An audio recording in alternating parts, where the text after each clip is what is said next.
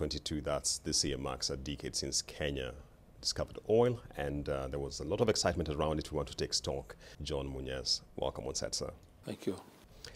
There was the prospect not too far back regarding Project Oil Kenya of Talos revisiting its decision in terms of investment in the market. That was since revised. Where do we stand in terms of the key stakeholders, Talo Oil, Total, Kenya?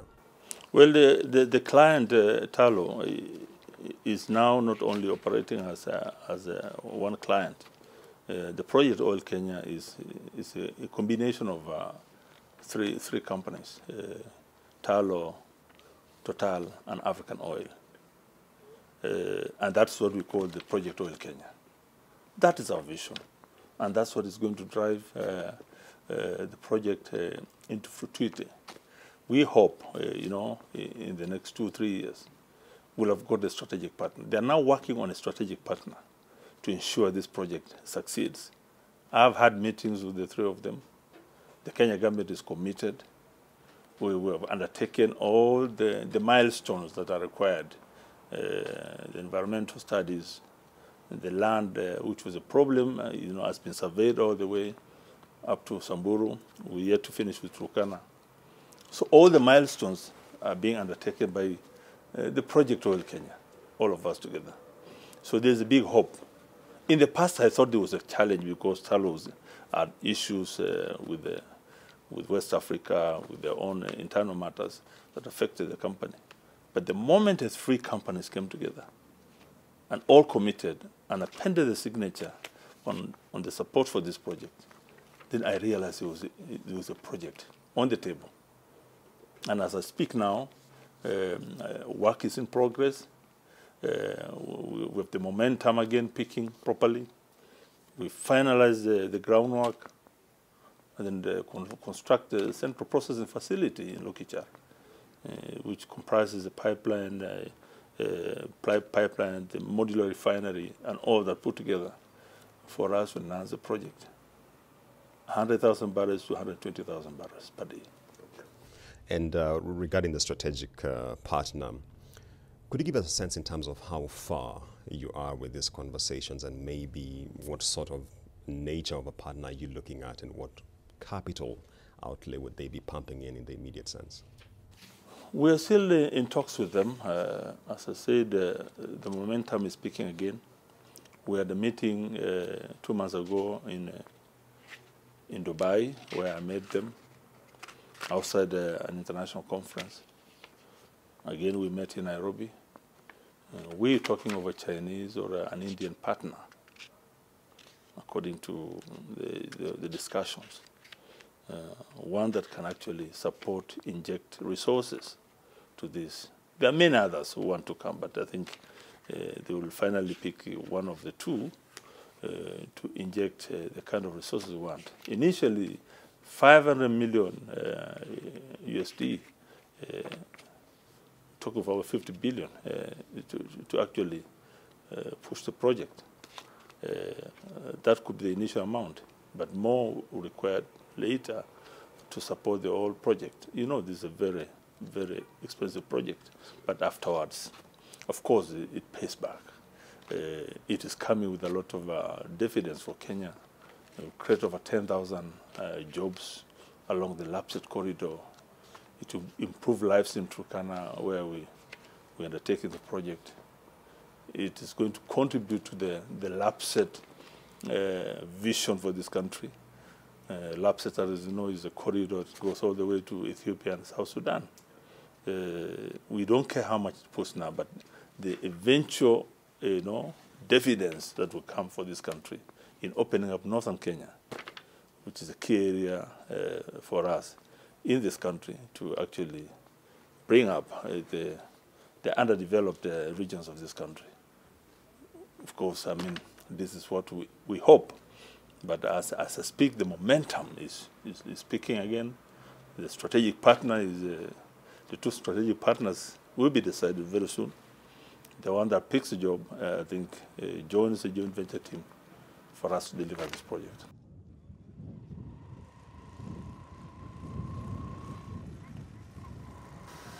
You know, first off, I think it's so important to understand that we are now 2 years into a pandemic. But even before this pandemic began, the oil price had hit, for the first time in history, had gone negative.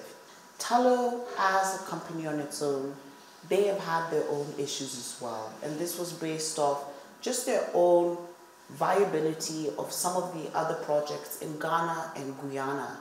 And this impacted, especially from a financial standpoint, their standings, as we saw their shareholder value decrease overnight. Now, what does this mean for Kenya? Even as we say Tullow, I think it's so important for Kenyans to understand, first of all, that we in Kenya have only explored 5% of our sedimentary basin. And sedimentary basin is where, when it comes to oil and gas, and it comes to, from a geophysical standpoint, sedimentary basin is where oil is usually trapped. We've only explored 5%. So Tullow, in the greater scheme and the greater picture, is just one player. There's still much more opportunity. We have E&I who are drilling offshore Kenya right now. We also have other companies who are very interested, who still have acreage and blocks and are actually within their working plans. So within the next few years, we're going to see that progress. When it comes to looking at a strategic investor, I like to say a strategic partner, because this is Kenya working with an international oil company, but making sure that this, at the end of the day, is to the benefit of Kenyans from all walks of life. And in the greater scope as well, the national oil company holds a very strategic role. And I think that's one thing that we need to discuss is, within the last 10 years, what we've done in bolstering our state institutions, our regulatory authorities, there's a lot that has been done. Is there more to be done? Absolutely. But even looking at the important roles of de-risking the investment, even as we're trying to attract more investment into Kenya. Right now, within the oil and gas sector, we have a lot of data, but this data needs to be reinterpreted, because as you, as a businessman, you want to invest somewhere where you're a little bit more sure that there's going to be more of a profit to yourself as an institution or a company.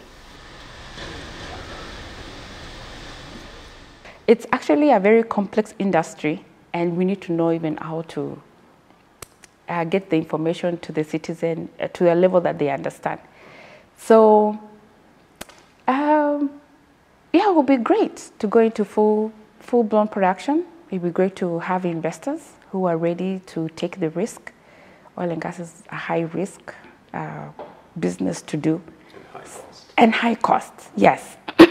And the fact that the type of contract that we usually sign also is definitely high capital project. So yeah, it would be great to have some investors that will come in and take this oil industry of ours and make us a producing country and, you know, boost our economy. It's one of the issues which has been a matter of grave contention regarding the oil exploits in Kenya is the issue of the pipeline. And we do know in her first trip as the president of Tanzania, Samia Suluhu went to Uganda for the final investment decision regarding the matters pipeline. How much of a challenge or headwind has this issue of the pipeline been for Kenya? Our Kenyan pipeline is on course. We're just working on the various obstacles, on the various challenges of undertaking the land surveying, compensating those along the corridor, and eventually getting the final investment decision, appended a signature with a strategic partner. Then the whole thing just falls in. We have had discussions with other countries, like Uganda, whether they could actually break down the pipeline to their pipelines locator, which are the challenges. Tanzania took that route. We have also discussed with South Sudan and the Congo on an Albertine, project, the Lake Albert, we called it, where we thought we could have a twin pipeline running all the way from the Congo, South Sudan, into Lokichar and all the way to the coast of Kenya, to our town of Lamu, Port of Lamu. Those are the plans we have now, and I think we've had engagements with South Sudan and the DRC on this project. There are two lines here. I mean, there's a Kenyan pipeline and there's a Uganda-Tanzania pipeline. We are on course on ours, but discussions are still going on. If Uganda feels like they can join us, we were the first to export in the East Africa. We might also be the first to actually construct a pipeline, because ours is just a matter of time. As we complete all the milestones expected of us, everything falls in, and we start commercializing our crude. South Sudan is high prospects. We're doing the road now to South Sudan. On the same, it should be a railway to follow, and the pipeline. If that pipeline comes, it will be a great thing. We can have even 500,000 barrels. South Sudan has about 300,000 barrels. We can put 500,000 barrels on that pipeline. How much has the cost element been an inhibiting factor in terms of crowding in these regional partners into this pipeline consideration? Because the argument has been that why Uganda and Tanzania took the route they did was basically cost consideration. Well, we've had our commercial agreements done among the partners, the engagements that went into it. They verified the credibility of this project. No single partner can put their money in a place where they cannot fetch. Potential in Turkana, there's enough crude to get into Turkana. We have done less and little work on exploration. It's a big prospect. The client, of course, would have taken all of it, but they can share it. So all these arithmetics and calculations have been done, and the marketers feel it's a good project. It's a project on the table.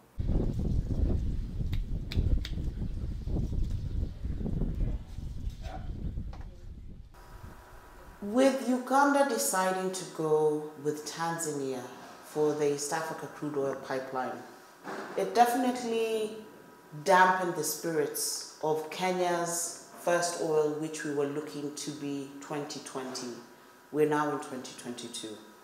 The pipeline is a very integral part, but that doesn't mean we still don't have further opportunities. We still are able to connect with South Sudan as a landlocked country. They already have the Greater Nile oil pipeline.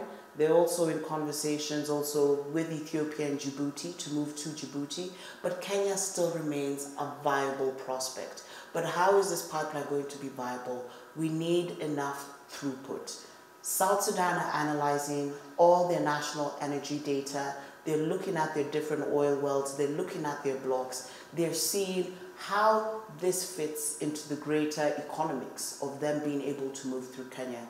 The goodwill is still there. For us as Kenya, we have enough viable product to move to the coast, and we are still going to continue with so. Hindsight, Uganda cited insecurity, and also when it came to compensation of land. Initially, the costing of the pipeline from Uganda in Hoima all the way to Lamu was going to be coming to approximately $4.7 billion. And this was after the feasibility studies by Toyota Tsusho. Now, with Tanzania, the amount was supposed to be $3.5 billion. But as we've seen recently, it's risen to $5 billion. And why is so? Over 20 banks have said the environmental risks and the climate policies that they have, they cannot subscribe to that pipeline. So that pushed the cost by $1.5 billion. So hindsight, Kenya, in fact, was a more viable option for Uganda to go through, saving them $300 million as of today. Kenya is still going to proceed with the pipeline. It's still very important. We have the product and we want to ensure it goes to market.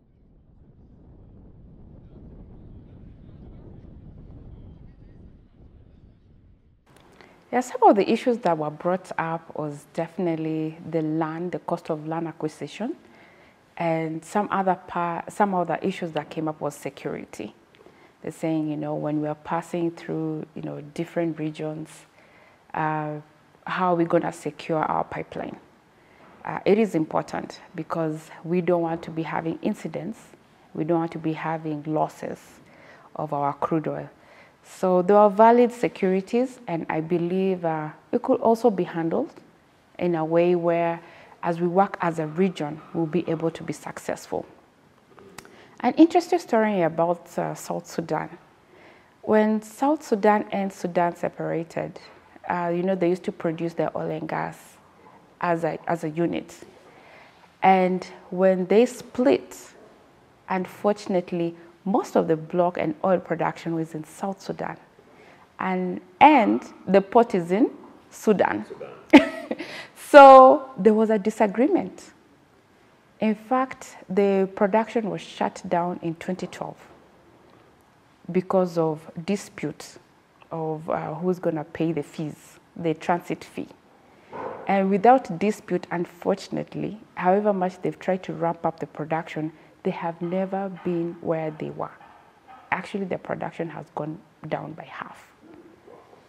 And maybe that's why, because South Sudan is closer to Kenya, they would think like, maybe let's use the Kenyan port. So maybe, yeah, that's some of the ideas that are going around. To be honest, we are East Africa.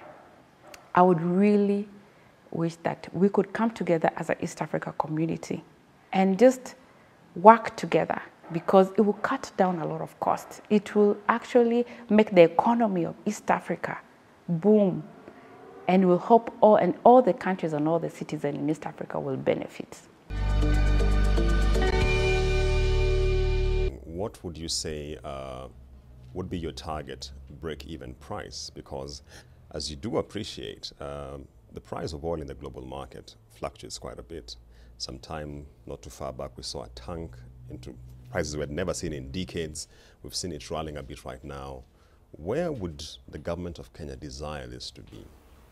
Anything above $50 per barrel will make us break even. You must also know we're still undertaking more testing, more exploration. We intend to do another 300,000 barrels, another 300 wells. We have the offshore project with the ENI coming along the coast. That is more crude for us. There are many prospects coming. And all that put together might put Kenya into an estimate of 300,000 barrels per day. With that, at any price above 50, we will break even. Yes, I want to challenge your premise on the $50 per barrel, and why that is the case is because if you look at major oil producers like Nigeria, for instance, if you look at their current budget, they're pegging their benchmark price at 54. And that's a well-known, huge producer. Don't you think 50 would be a bit low for Kenya? You would need it a little higher than that. Well, that would make us start and not make so much loss. But we envisage a good market, you know, a good price, anything above 55, to say from 50 and above. But anything less than 50 is going to be a loss. Across the globe, it's going to be very different based on, of course, again, you have to look at where you are exploring, the land, the mechanisms around that land as well, the transportation of this product as well. For Kenya, you say 55. From my understanding and what the knowledge I've always had, it's actually $60 a barrel for us to be able to break even. But when we talk about breaking even, when you go into the modeling and what happens around the PSC, there's the royalties, there's the cost oil, there's the profit oil.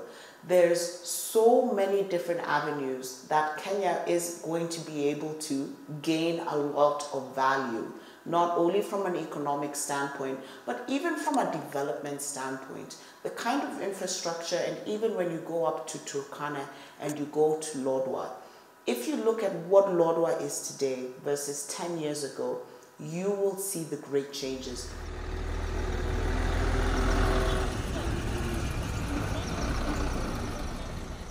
Kwa majina naitwa Peter Naperit aka Teke.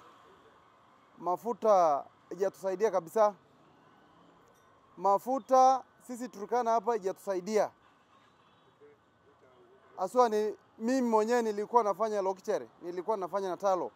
Lakini kenye ilikuwa inaendelea huko nilikuwa ni mambo makubwa sana na iko Waturkani walikuwa wanafaidika. Watu walikuwa wanatoka mbalimbali ni walikuwa wanafaidika na hiyo mafuta. Kwa sababu ukiona ile makazi kubwa kubwa ilikuwa inafanyika hapo, ilikuwa ni watu kutoka nje, si Waturkana. Kwa sababu ile hata mambo ya ndani ya mambo ya usafirishaji ya maji ya ile vitu ilikuwa inaendelea hapo ndani, hakuna Mturkana nimeona akifaidika. Nilikuwa naona wakifaidika ni mabwenyenye hapa Turkana. Wanapewa magari wakisema ati ni community. Au kama unapatia mtu mmoja gari, atunasema ati hiyo gari umepatia community. Community gani? Sisi kama community kabisa, real community, hatujaona hiyo mafuta ikitusaidia. Mafuta imelonjiwa Mombasa, imeenda. Hatujajua ni nini Waturkana wamefaidika naye.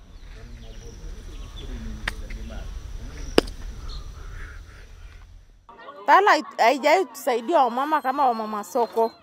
Haijai tusaidia hata matenda hawajai tupatia. Walichukua watu wa South, wakaacha watu wa North, wakaacha watu wa Loima, wa Central. Maybe gavana mpya aingie je tusaidike. Community wajawekwa chini waongeleshwe. Watu walikuwa wakipandishwa mandege hapa, wanaenda Nairobi, wanamalizania huko. Lakini real community ambayo wanateseka wa chini hakuna. Ni wadozi wenyewe ni walikuwa na joe mambo hiyo huko upande wa Nairobi huko. Lakini sisi hapa chini hakuna, hapa ground hata kumobilize watu kusema kuna kitu gani inaendelea hakuna. So mafuta hajatusaidia sisi, imesaidia mabwenyenye ambayo ni viongozi wa Turkana hii. Imesaidia hawa. Lakini sisi wapiga kura ambao ni wa chini hatujasaidika.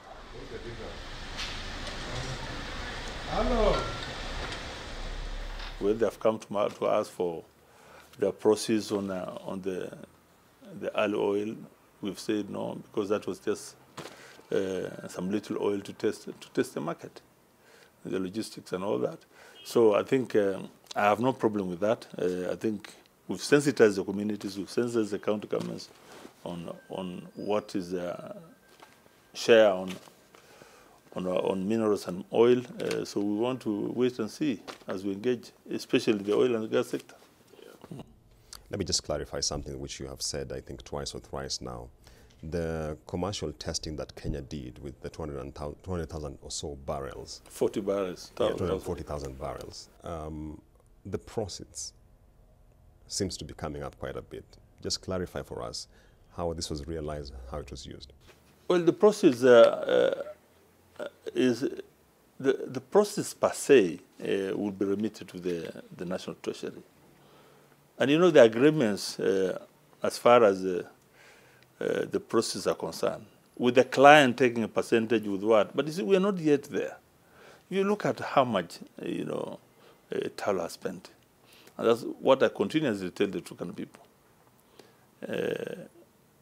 They have spent over 500 billion shillings to set up this thing. And if you look at what the process from the 240 barrels are, we're talking over 1.2 billion shillings. Such a little thing. Yeah, and that's what I'm saying. Let's not talk of something that was a test. It's like milking a cow and then somebody is telling you, is your milk going to be okay? Then you say, let me give you some calabash of what I have, test it.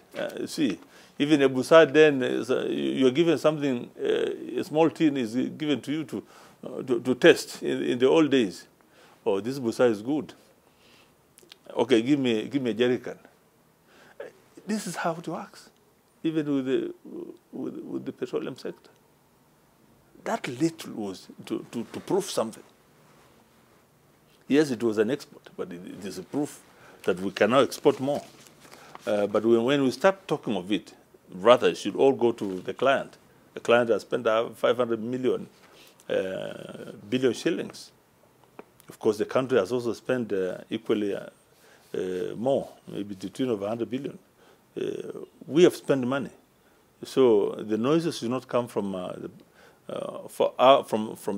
Turkana community per se, because we have also calculated the amount of support we've got from the expenditure, from this big expenditure.